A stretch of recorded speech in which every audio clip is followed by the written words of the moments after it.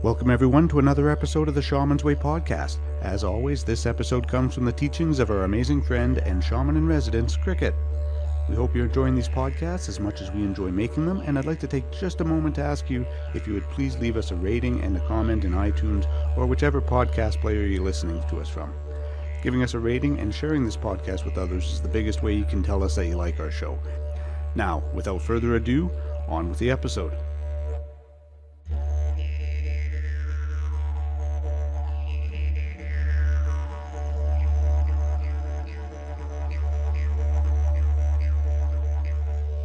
Hello everyone, and welcome back to Shaman's Way. Welcome back to the podcast. Welcome back, my constant listeners. You have inspired me yet again. And welcome back to my brand new, or my semi-listeners. I can't welcome back brand new listeners, but if you're brand new, at least you know now that I make mistakes every now and then and don't have a problem laughing at myself. This podcast is on Fox. Somebody requested more information on Fox, and when I put a call out to my listeners and my readers, if I could get some ideas for podcasts. Now, Fox is very easy for me to chat on about because I associate myself with Fox, and I have many different aspects of Fox in my healing room as well as in my other stuff. But that's not what I want to talk about, because if you want to find out about Fox as your spirit animal, your spirit kin, or whatever you choose to call it, any DuckDuckGo search is going to give you lots of information, or even the big corporate Google can take you anywhere you need to go. I wanted to talk a bit about perhaps some of the lesser known parts of the Fox. The fox really does fall under that magical and mystical trickster, and there is quite a difference in how the fox is perceived in European traditions and in Eastern Asian traditions such as China, Korea, Japan. If we look at more of the European traditions, we look at the stories of how the fox Renard, Renard the fox. We look at how it is more of a wily, untrustworthy, and many of the other things. So I want to talk first of all about the kitsune, which is a trickster fox from Japan. And I really, really enjoy the stories of the kitsune. The fox is sometimes associated in the trickster category along with the coyote and along with the raven. One of the interesting differences between the coyote and the raven and the fox is that the coyote in many stories has the ability to die or is an incarnated spirit. With Raven has the ability to move between the worlds because he is of both worlds. Coyote and the raven are considered to be, in some traditions, are considered to be brethren. There are some who have the totem of raven, and those people are born of the raven clan. There are some people who have the coyote as the totem because they are born of the coyote clan. And that indicates a very different relationship spiritually than the kitsune. Each kitsune story is about an individual fox as opposed to that amorphous being that I just described. I was introduced to the magical and mystical kitsune through a wonderful piece of fiction in an anthology of fairy tales. The story which I attempted to locate to provide you with the name of, alas, is quite elusive. But the fox in this story was a group of maidens who lived as magical foxes. The story created for me, it was just a very powerful and mysterious creature. And this creature could bring quite a bit of fear to the human race. Well, of course, that would intrigue me. And I was able to find out that the fox is also associated with madness, which I thought was actually quite a bit of a surprise. But in Japan, fox possession was the common reference for mental illness. And I apologize to my Japanese listeners or people who speak Japanese because I'm going to say some words and I am most assuredly going to butcher the pronunciations. So bear with me, my constant listeners, and lend me some latitude in my pronunciations, I ask. So the shamans, such as one of the names I could find was Nyakama Miki, and she was known for curing fox possession. It was generally the women who were gifted with this ability to heal fox possessions. It was, and in some places in Japan, still a folk belief that fox possession could be cured. The fox also has a powerful association with the goddess and the goddesses in the Buddhist pantheon. When in doing some of my reading, it was around the 8th century that Inari and fox started the relationship. Inari is the rice goddess or god, and rice, as many of you know, is very sacred to Japan, and it represents the fertility of the earth. To protect the fertility of the earth is smart for farmers who relied upon the fertility of the earth for their very survival. Inari's messenger is the shape-shifting magical fox, the kitsune. Now, this goes a bit beyond, when I said that the fox is basically an individual fox. It is, but in this case, what I'm discussing is the overall relationship of the kitsune, the sacred fox, and the introduction of the fox within the folklore and the mythology. When the Inari's messenger, as I had said, is the shape-shifting and the very magical kitsune, the fox is also associated with the concept of Himon, literally meaning demon gate, a Japanese term that stems from Chinese geomancy or feng shui. In Chinese thought, the northeast quarter is considered to be particularly inauspicious, which is interesting because I must have tucked that piece of information in the very corner of my brain because I have associated the northeast on the medicine wheel as having some very interesting relationship to shadow. So in my write up of my own work with respect to the northeast corner, I associate a different aspect to it. So it may be that this is where that thought was placed in my head. So it is the place where the demons gather and enter. So that's what this demon gate is, the Kimon. The belief was imported by the Japanese and is referred to obviously as the Kimon. It generally means that ominous direction or taboo direction. In Japan, the fox is considered a powerful ally in warding off the Kimon influences or the demon influences. So if you are in Japan and you are wandering around, you might see fox statues often placed in northeast locations to stand guard over this demonic influences. Two foxes typically guard the entrance to the Inari shrines, one on the left and one on the right. I find it interesting, so many stories of the fox then associated with a wily woman.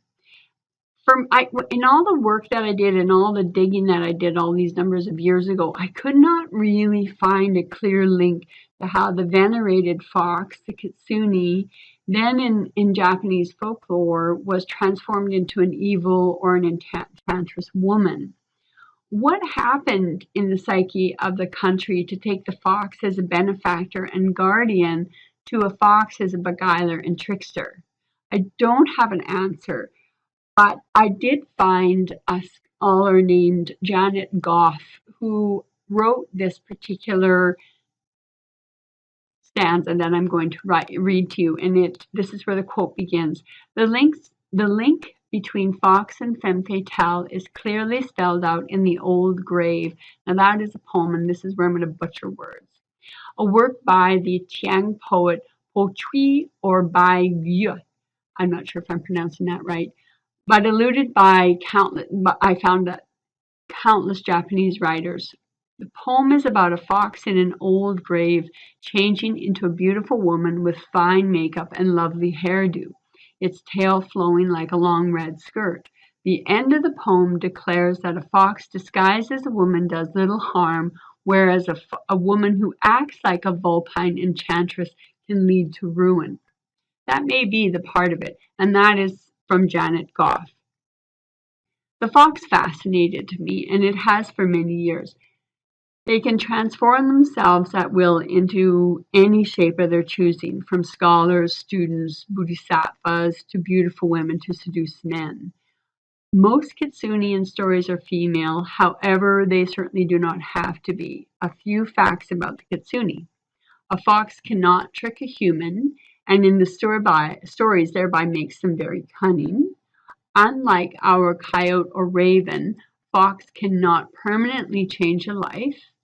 As with both raven and coyote, they mate with humans and have human children instantly. However, only fox women could have children. There are no fox male stories that tell of fathering. I came across some of the information which suggested that kitsune are psychic vampires. Many of us are familiar with that term. If you're not familiar with that term, DuckDuckGo is your go-to, which is a modern term. But interestingly enough, it has a tie. In some of the stories that I read, it talked about the kitsune harvesting chi, which is life force. One way to harvest powerful chi, the very powerful life force, is through orgasm. And the fox would gain it by their willing participant. And, it has to be a willing participant. However, the fox itself cannot orgasm or it would lose its chi. So this is the harvesting of life force that relates to Tantra, Dakini, the harvesting or the savoring of the chi. But the coyote and the raven, most people forgive them for their behavior. Not necessarily spirit forgives them, but humans generally retain a relationship with the spirit, despite the alluded to or the outright accusation of wrongful behavior. The coyote trickster tales or the raven trickster tales. Fox has a similar fate. Fox scholars and fox priests are always discovered, and fox companions leave their human friends, sometimes out of disgust, or they die suddenly, or they move away. In some of the stories I ran across, the Japanese stories of fox wives end with the wife's early exile from the home. The Chinese stories of fox wives end with the wife's early death or exile. The fox's existence in human society are built on illusions that are expected to eventually fail, or crafted in abandoned corners that are eventually reclaimed by their human owners. Foxes themselves are often light, transitory creatures, taking the shape of a wandering priest, a scholar drifting into town to take part in the latest contest, the mysterious maiden who comes to the door in the night, the succubus who drains her lovers dry and tosses him aside. So their very nature ensures that they will not stay long in one place. Humans know and expect this, so they discover that someone is a fox. They are willing to excuse almost any behavior as long as the fox takes itself and its unsettling habits and gets the heck out of the town. Stories rarely explain why kitsune wish to charm humans and entrap them in illusions.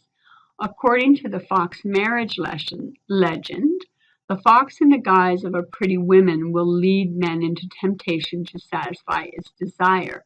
But I could never find an explanation as to why fox would desire men. Maybe it is as simple as that. They just do. Now, I don't speak Japanese, obviously, or I wouldn't have butchered those names. So I can't delve deeper into the actual stories that are written about the kitsune, but there are some very good PDFs that have been put onto the web which do refer to some of the older stories, and they have been translated into English, obviously, or I couldn't have read them.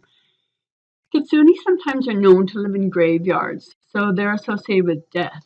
So foxes are said to have a brotherly or sisterly relationship to the dead. The fox is also physical and digs in graves and eats the dead. Some shape-shifting stories that I found tell how the fox beguiles a human by dancing while holding a human skull upon their head. Some of them very fascinating stories. Kitsune also have poltergeist abilities, and so they require food or drink given to them or bargains made with them to quiet the house. Modern folk tales, some of us have heard of the writer Mercedes Lackey, and she has given the kitsune multiple tales. However, there is very few, if any, mention of multiple tales in the ancient folklore. Intriguing. One of the things I also wanted to go into was I found that there were Korean references also to the kitsune, only in their language it's called the kumio. And it is reflecting its complex, it's found in various characters. It's the trickster, the fiend, much like above, right? The succubus, the vampire. The Cameo continues to live on today as one of the few truly evil creatures of the Korean folklore. Fascinating, isn't it?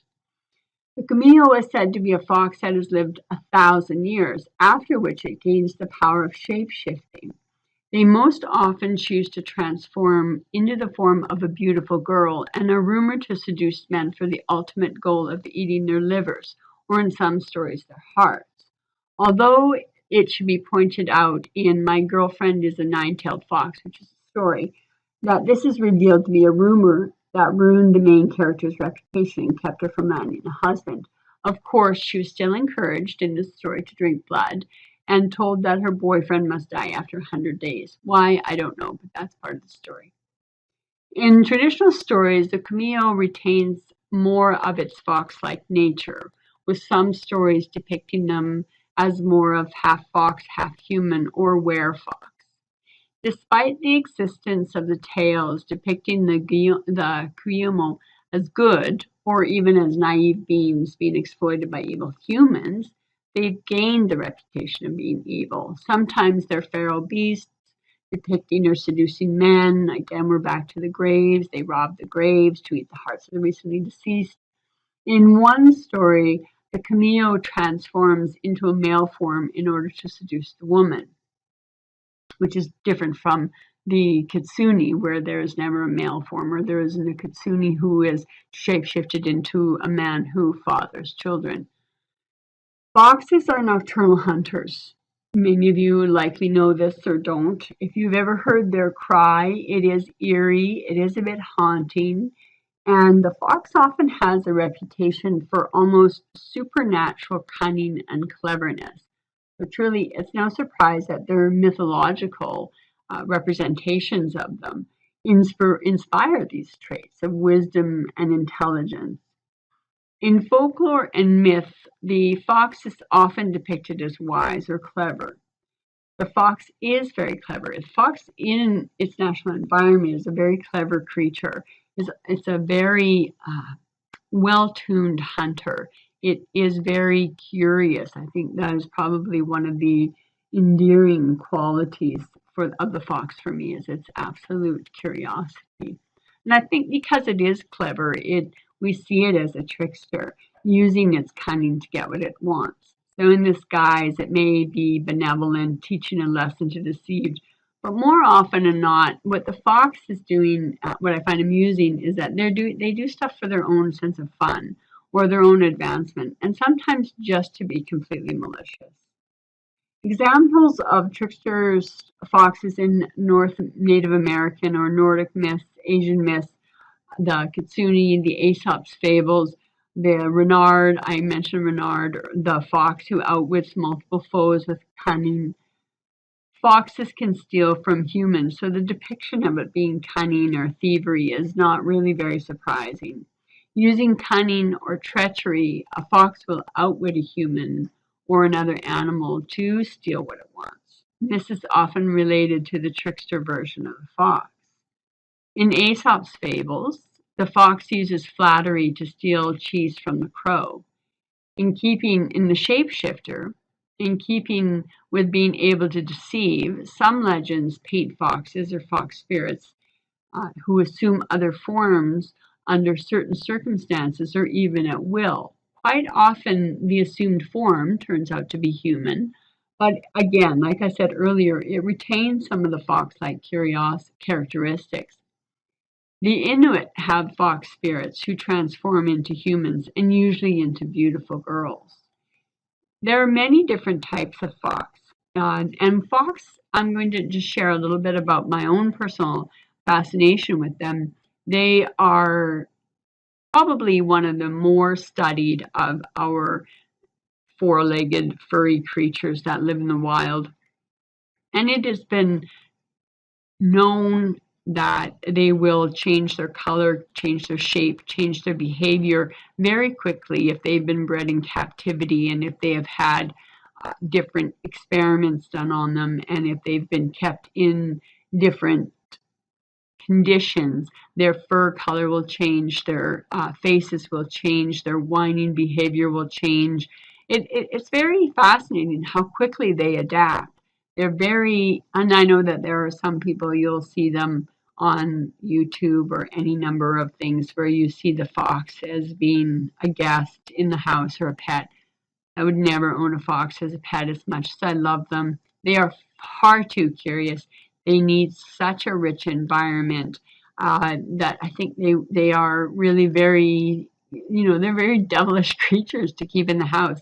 And I know in North America we keep the fennec foxes, and they are a fox which comes from the desert, and I can't imagine bringing a desert creature to live in Canada, where the current temperature, as I sit here and record this, is minus 32 Celsius.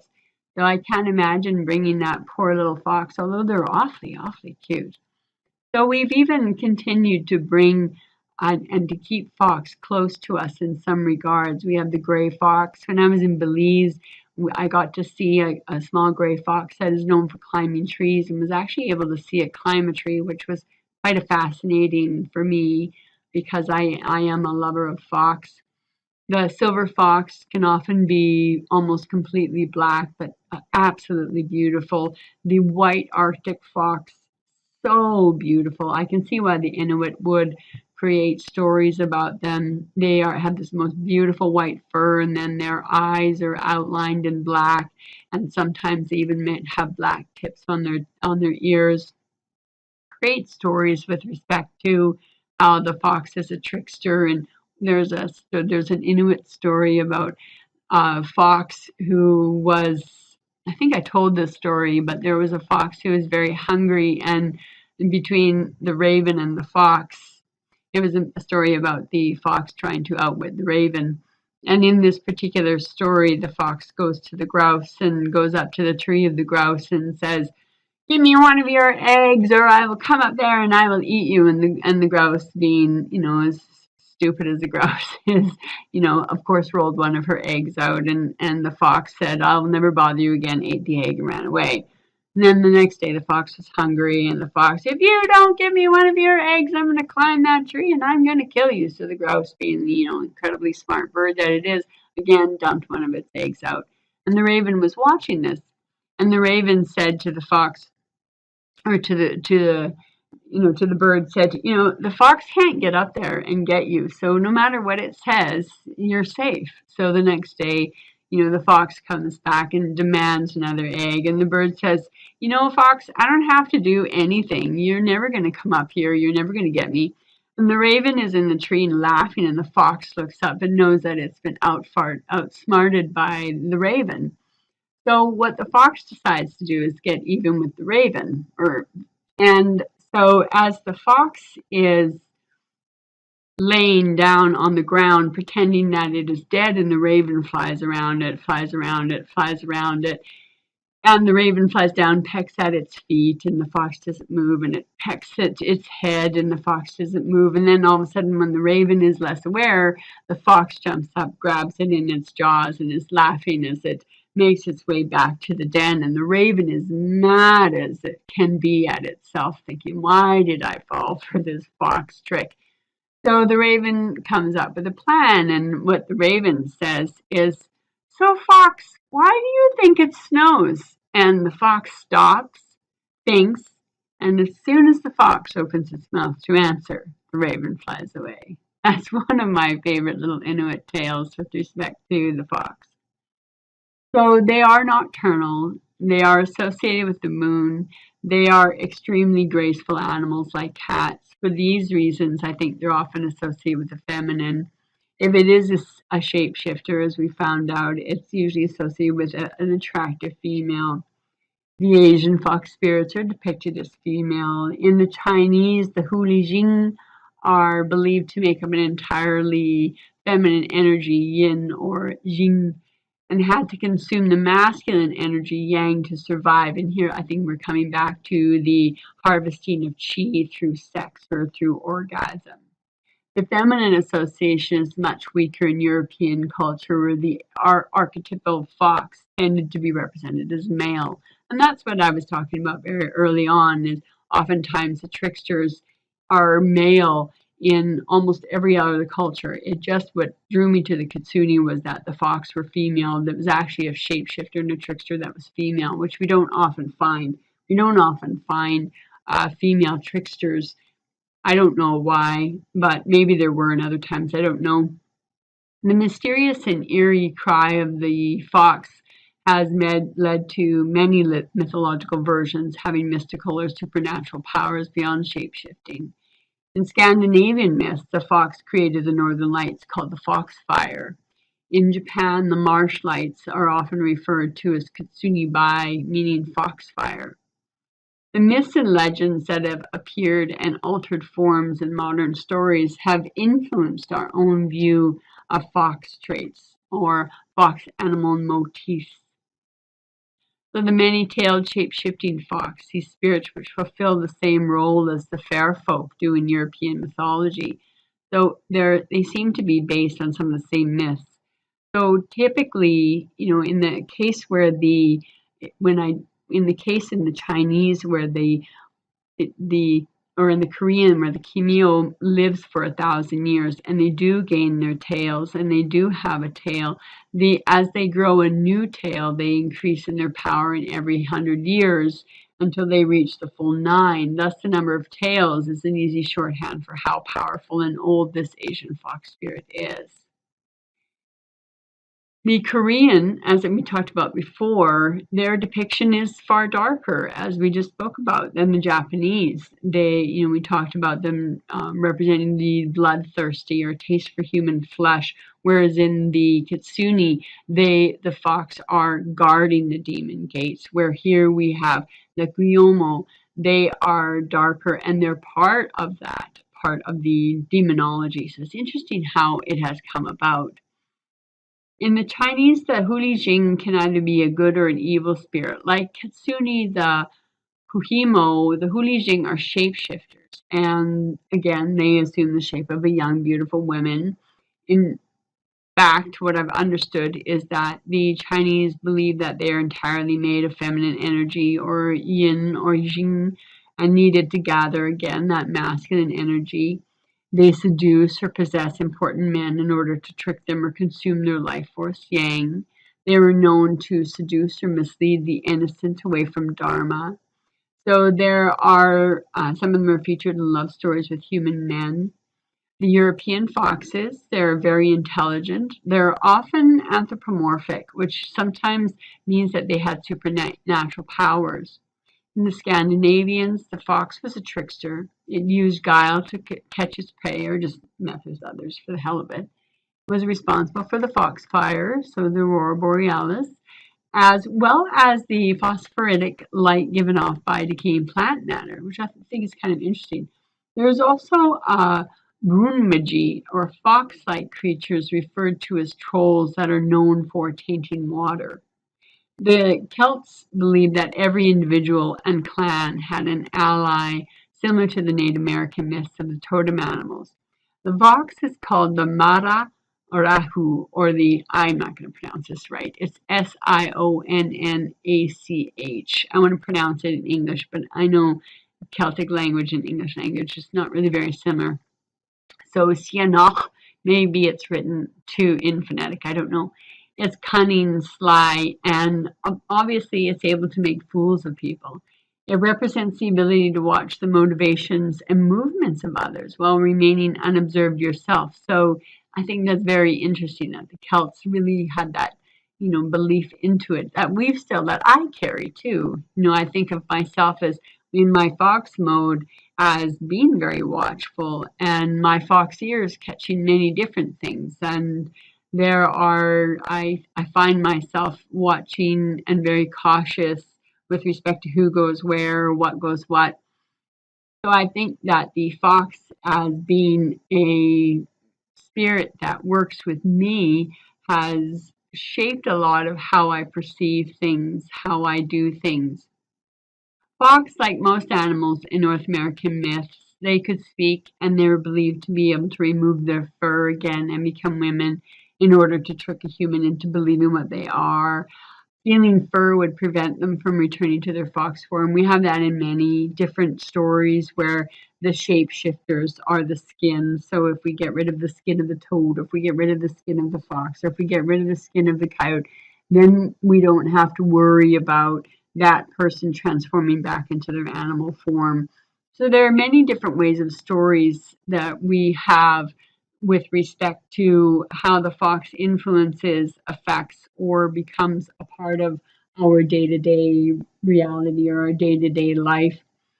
The fox are, I think, it appears that they are given I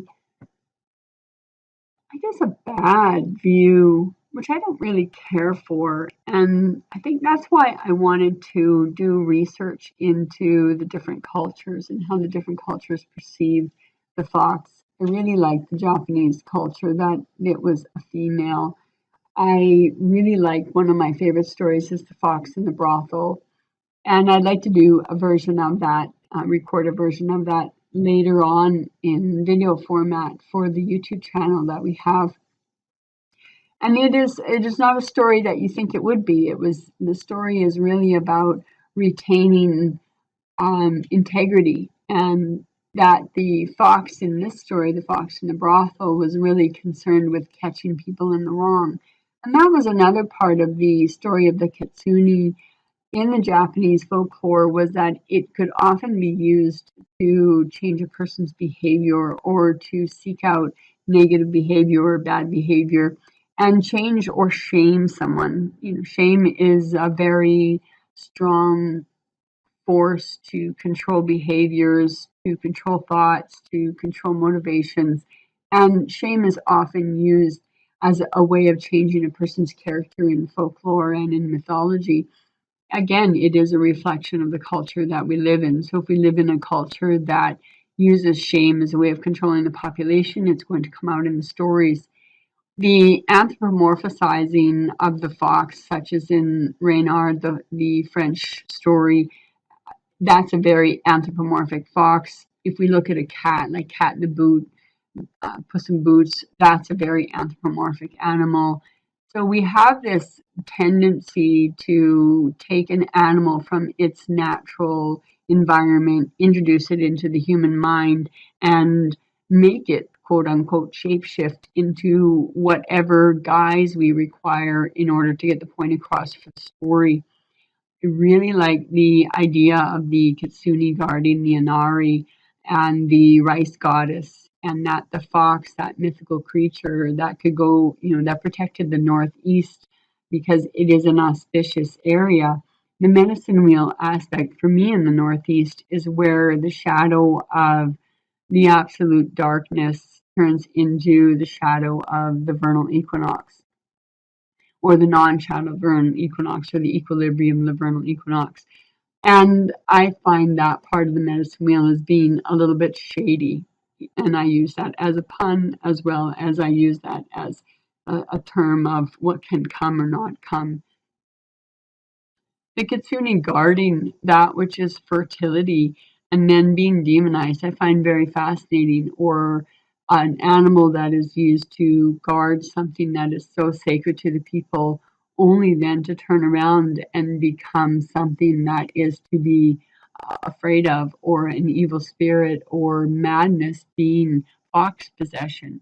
It's interesting how we weave animals into our psyche and out of our psyche.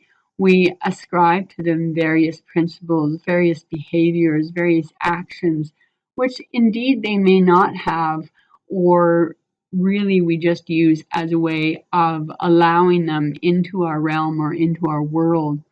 The next time you think of fox, and even if you're lucky enough to see fox, figure out where that fox is. Is it in your story? Is it in your DuckDuckGo/Google searches? Are you going to see if the fox is one of your spirit kin or not? For me, the fox is just a fabulous tracker. They are very persistent. They're very goal-oriented animals. So in our reality as humans trying to live within a natural world and incorporate a natural world, we are going to ascribe human attributes to it to partway make it come out of the wilderness and into nature. Wildness is where we tend to have the more scary aspects. I've talked about that in other podcasts. And nature is where, that edge of the forest where we are still safe. So I think we bring animals out of the wilderness and into nature so that we are less afraid of them. We make them more human-like so that we are, I think, maybe we're hearkening back to the days when our ancestors could quote unquote talk to the animals or hadn't lost the language of the animals. I don't know. Mythology will often tell us different parts or different aspects of where a culture was when that story was gathered or when that story was recorded. And so we don't have necessarily the beginning, but we certainly have how we have stories that will indicate to us the shift of a creature from one being, so being the protector of Inari, to being a wily demon. So we have this arc, and we don't really know how the arc occurred because we've lost so many stories in between. And in losing the stories in between, we often lose the translation of how a spirit went from X to Z or from A to Z. And it is through journey work and through working with comparative mythology, learning to talk to people who have another story, learning to talk to people who come from a different culture than you, and comparing some of the stories is a really good way of exploring the natural world around you, how we perceive, how we interact with creatures around us, how creatures impact our life or don't impact our life. These are very interesting ways to look into human behavior and ascribe spiritual, social realities upon ourselves. So when we practice shamanism, we also have an understanding of how or why a particular animal, particular creature, a particular thought has become or is important. So I am going to allow you to leave off now. I have taken more time than normal. I appreciate the suggestions that everyone has sent in, and I look forward to getting to the next one on my list. I know that I have a few to get through, and I look forward to meeting you around your earbuds, your speakers, your car stereo, wherever we tend to meet. Thank you for meeting me here. And until next time, I wish you a very pleasant rest of your day, evening, night, whatever it is. Talk to you later. Thank you again for joining us here on the Shaman's Way podcast. If you have any questions, would like to make a request for a future episode, or if you're looking for other shamanic resources, including free drumming tracks, please visit us at shamansway.net. Until the next episode, be well, everyone.